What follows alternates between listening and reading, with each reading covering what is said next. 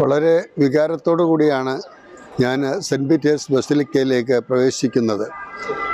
വളരെ ആദരവോടുകൂടി ബസിലിക്കയിൽ പ്രവേശിക്കുവാനുള്ള അവസരം ലഭിച്ചു.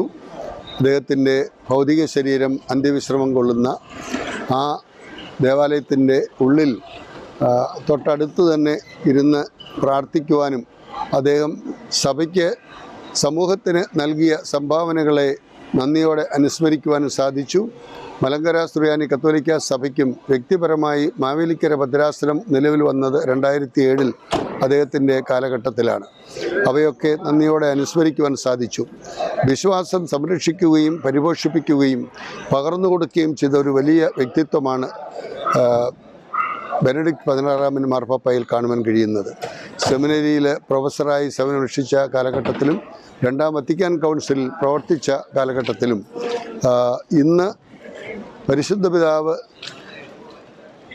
ജോൺ പോൾ 2 മാർപ്പാപ്പ തുടങ്ങിവെച്ച പല കാര്യങ്ങൾക്കും നേതൃത്വം കൊടുത്തതും അതേ പിതാവ് തന്നെയായിരുന്നു.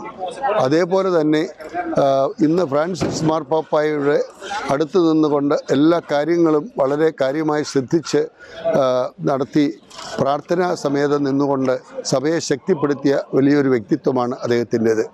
ഒരു മാർപ്പാപ്പ ജീവിച്ചിരിക്കുമ്പോൾ തന്നെ മറ്റൊരു മാർപ്പാപ്പ സ്ഥാനത്യാഗം ചെയ്ത ആ വ്യക്തി ഇന്ന് സ്വർഗീയ ഭവനത്തിലേക്ക് പോകുമ്പോൾ പരിശുദ്ധ പിതാവ് ബെനഡിക്ട് മാർപ്പാപ്പായോടുള്ള ആദരവ് സൂചിപ്പിച്ചുകൊണ്ട് ഫ്രാൻസിസ് മാർപ്പാപ്പ തന്നെയാണ് അടക്കത്തിന് നേതൃത്വം കൊടുക്കുന്നത്. അതൊരു വലിയ അനുഗ്രഹമാണ്.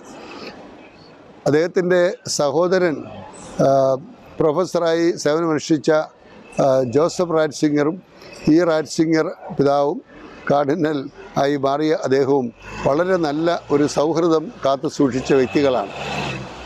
അവരെ സംബന്ധിച്ചിടത്തോളം രണ്ടുപേരും ദൈവത്തെ സ്തുതിക്കുന്ന പിയാനോയൊക്കെ വായിച്ച് ദൈവത്തെ സ്തുതിക്കുന്ന അനുഭവത്തിലായിരുന്നു. ബെനഡിക്ട് 16 മാർപ്പാപ്പയായി ഉയർത്തപ്പെട്ടതിന് ശേഷവും ഈ സഹോദരന്മാരെ ഒന്നിച്ചു വന്ന് വത്തിക്കാനിൽ അവധിക്കാലം ചെലവഴിക്കുന്നത് ഞാൻ കണ്ടിട്ടുണ്ട്. എത്ര സൗഹൃദമായിരുന്നു അവർക്ക്.